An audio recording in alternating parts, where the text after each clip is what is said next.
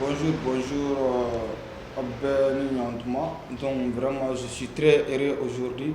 Donc on a folie be Malaysienne Bella Djele. Temsendi Mokoroba, on a folie be Bella Djele. Vraiment, je suis très content aujourd'hui. Pourquoi? Parce que Afrago Mokoroba, donc appelle la Serago Mokoroba, Marsila vraiment Mokobora, vraiment Djama Bora. Je suis très content. Nous des Maliens, nous des civilisations. Ninde façon de numaya ninde duskolotigi une fois que n'a fera ko appel ga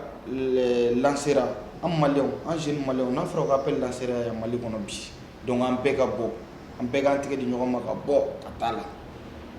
en tant que malien parce que muna ni appel lancera ko ay bo an atani marching ke aba kalama ka fo ni marchina nyokona ni marchin kelengele na yere be ka fo sananga san kemet temi ye dala sananga sigi temi bala dala nga wuli anga faso joto ko nyanyini eska ba ka fo maintenant sigi dala temina na sigi dala kalo kan fo la wa te do che kan men be fo pa men be che tapasi men be chabe jira non olu te dogero olu law ama fama mais ambe tlemina ko bi parce que depuis en fitini donc ambo temina ambo kuma chaman na fuka na se bila présenter mi sera ka konyana boanye présenter mi sera ka baradi amma présenter mi sera ka profesi timi anye ka foko vraiment mina ni ke genou ye wanya boisra fe wanya ke genou ye o présenter donc en genou nga jete mina ka foko présentement sur folon même c'est ka nga seganta ka bon en ka mali kono donc maintenant an yɛrɛ de fana wulila ka ɲɛ yɛlɛ ka fɔ ni président ma se k'an ka sɛgɛn ta ka bɔ an ka Mali kɔnɔ donc an yɛrɛ bɛ wuli donc k'an ka sɛgɛn bɔ an yɛrɛ kan c'est normal mais an bɛ se k'o kɛ jɔn ye sɛgɛn bɔ président na an population de président ta k'a sigi an kunna an ma faamu sinon a fana tun bɛ souffrance la mais an population de y'a ta k'a sigi an kunna n'i y'a mɛn ko président hein donc an population de nɔ don. Donc, on sait que c'est un président. Ni un président, population président, femme de population. Ni population qui mis président modique. Arna mandaye. Enfin, donc il faut pas qu'il y ait un siki kafoye c'est un président. Mouvement qui président, mouvement qui faut président, mouvement qui soso. C'est faux. C'est faux hein. Faut qu'il y ait un wuli. Constitution mbek président bolo IBK bolo précisément IBK akana teme togoshi c'est pas bon constitution même ni constitution ni mando IBK 600 d'état teme wakati wa seka teme 600 ta kidal libre ama fama problème me kidal ta boy kidal anga yi anga militaire ka se kidal aka bo télévision o ka fampe sécurité kidal population kidal o be ka bo ka foko vraiment ko alhamdulillah donc o mana boy igana gawo nettoyer iga gawo fon kera gawo insécurité fon be gawo igo fana beglanga bampeu en plus iga ta Tombouctou ko na yoro do be ar chini Tombouctou civil c'est assez ar chini e ma famo donc iga to yoro nu libéré iga di mo ma yani gida de constitution kuma la en plus iga ta kona hein kona la jebige ou ye kona bechi ka bampeu insécurité be kona même encore ni jabali era tout près ni chite son mali norien fam fela fa défaut ben bela ni chite te son hein yoro tawden ngente tawden din yoro do be a désert do yoro do be wawle ko din donc c'est ndro a désert yoro do be donc be regroupement fan de ke ina fo be réunion ni baro ni fen krigara chamanke o désert yoro do wawle ko din ar chini population ni sera mo bi kantike mɔgɔtese ego ki ibina isago ke jamana kono ka sɔrɔ an ka jamana lafulen bɛ e bolo o bɛ se ka kɛ an bɛ jɛn'o ye cogo di mais pourquoi donc constitution kura in a mɛnna an bɛ k'a fɔ n ko an tɛ a banna bon IBK n bɛna kuma kelen f'i ɲɛna an ka ɲɔgɔn faamu est ce que n bɛ question kelen poser est ce que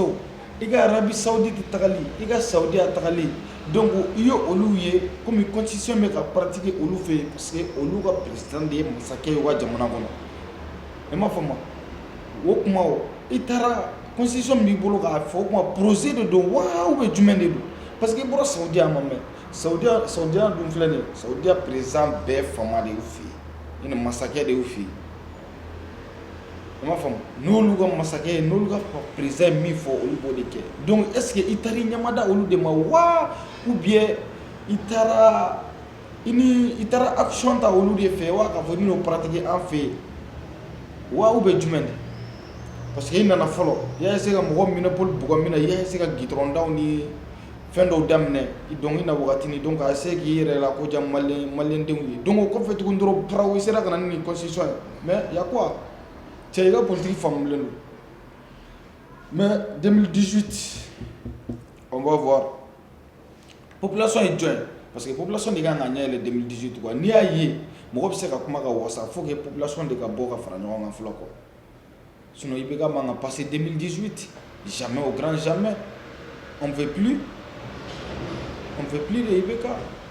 a mɔgɔ foyi de tɛ IBK la bilen IBK yɛrɛ depuis IBK ka sigi IBK ka jamana ko la IBK ye jamana jɔ sira jumɛn de ta sa Mali kɔnɔ ne balimaw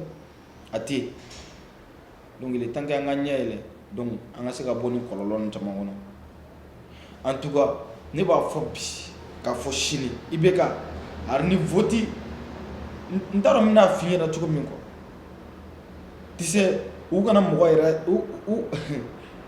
u k'a fɔ dɔrɔn k'a fɔ ko e bɛ vote jɔn de ye dɔrɔn ou bien vote ala ka vote yɛrɛ san kɛnɛ kan na dɔrɔn parce que kuma tɛ da o yɔrɔ yɛrɛ la quoi tellement que n t'a fɛ IBK ka passer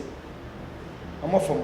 parce que mun de la IBK nana a ma lafiya kɛ jeunes kan a ma lafiya kɛ population mɔgɔ si de kan insécurité bɛ ɲini k'an bɔ an cogo la kɔngɔ bɛ ɲini k'an bɔ an cogo la minɔgɔ bɛ ɲini k'an bɔ an cogo la funteni bɛ ɲini k'an faga siraw tiɲɛnen don taga yɔrɔ tɛ yen ni samiya sera donc jinɔgɔ b'i ta ka t'i bila dingɛ kɔnɔ e mais y'a quoi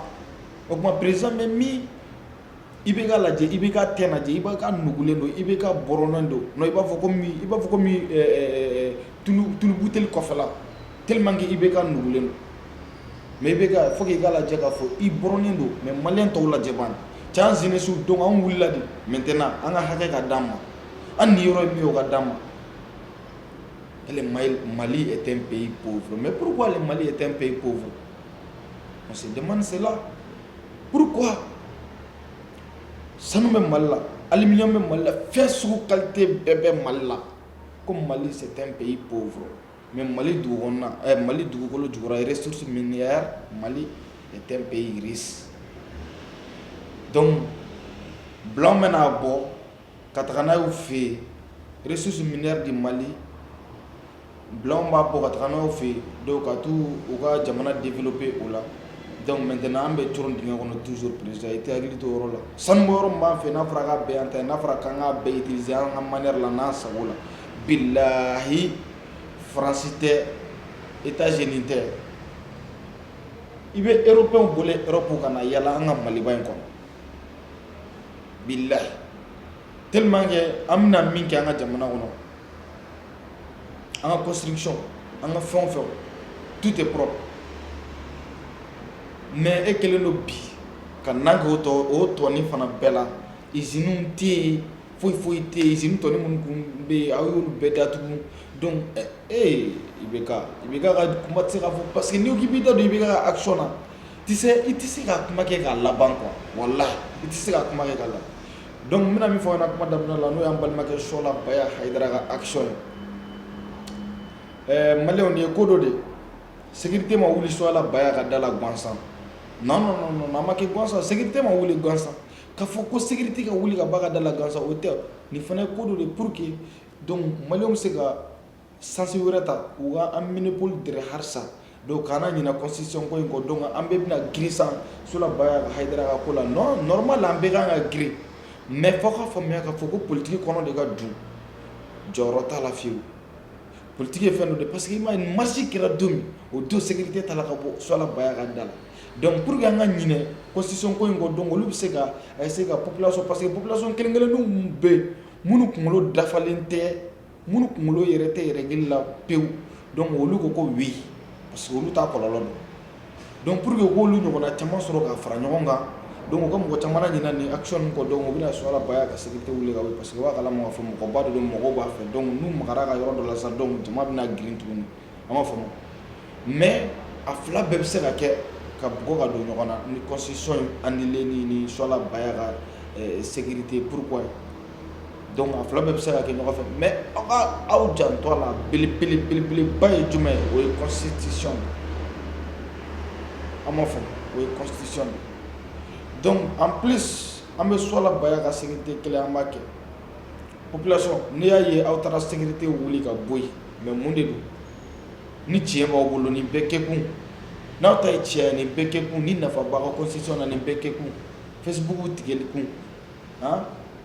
mais prévu t'aw bolo tiɲɛ t'aw bolo an ma fosi de kɛ n'a sɔrɔ ko cɛ yɛrɛ tun b'a bolo i bɛ taa sɔrɔ la cɛ a ye conférence ba dɔ kɛ nin ko in na i b'a sɔrɔ aw bɛ débat ba dɔ dayɛlɛ aw bɛ k'o débat ninnu aw bɛ ka débatté a kan pour que ka sensibilisation di maliyɛnw ma mais a b'a dɔn aw bɛna taa sigi débat o débatté la mun de bɛ yen k'a fɔ foyi tɛ yen k'a fɔ ni rien parce que tiɲɛ tɛ donc ne ye nin bɛ min fɔ aw ɲɛna ne bɛ bɔ kuma kɔnɔ nin yɔrɔ la ka yira la k'a fɔ i bɛ ka constitution ko an m'an yɛrɛ ɲininka est ce que i bɛ ka boli saudiya i bɛ ka nin constitution projet fana ma bɔ saudiya ka na tuguni ka na nin ka an kan tuguni bɔnɛ projet ko constitution changeli hein constitution yɛrɛ dun ko en tant que ne de ye constitution bɛɛ ka constitution ye ko ma jɛn n'a ye aw ka n bɛɛ ta k'an bɛɛ di mɔgɔ kelen ma constitution yɛrɛ ma jɛn n'o ye fɔlɔ i bɛ k'a kɛ ko k'o kɛ donc o kɔrɔ ye constitution yɛrɛ sɔsɔ kuma tɛ population yɛrɛ ma donc an bɛ bɔ kuma kɔnɔ yɔrɔ min o de ye bon bɛɛ ni hakilinata maliyɛnw ne kɔni bɛ message min lase an jeunesse ma an fɛn o fɛn bɛ Mali kɔnɔ yan an fɛn o fɛn ye maliyɛn ye donc an ka wuli wagati dɔ de sera an bɛ wuli dɛ f'an ka wuli de an ka hakɛ fɛn o fɛn bɛ yen donc an k'a bɛɛ réclamer an k'a bɛɛ kɛlɛ an k'a bɛɛ k'an ta ye ni tubabuw ma ɲa k'u bɛna an ka jamana k'an ta ye wa an ka fama k'u ta ye mais an maliyɛndenw tɛ se ka k'u ta ye jamais an population tɛ se ka k'u ta ye sauf que an bɛɛ bɛ sa ou bien an bɛ k'an yɛrɛ ta ye c'est fini nothing for nothing rien pour rien dans la vie an ma faamu voilà donc n bɛna min fɔ jeunes ɲɛna a ye te min b'a daminɛ tilan na